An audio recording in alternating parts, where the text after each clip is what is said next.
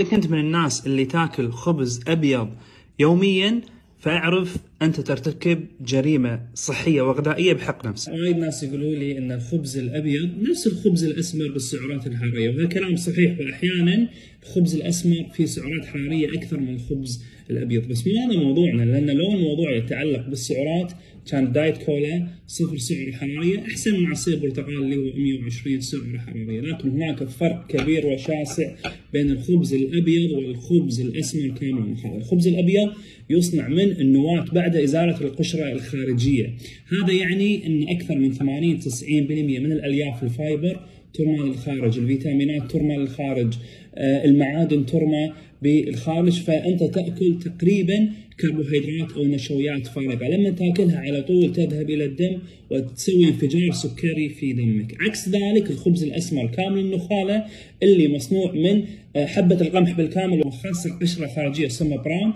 التي تحتوي على الألياف والفيتامينات والمعادن. هذه الألياف مهمة جدا لجسمك ومهمة جدا لما تاكل خبز، لأنها نفس البريك، يعني تبطئ عملية امتصاص السكر إلى داخل الدم.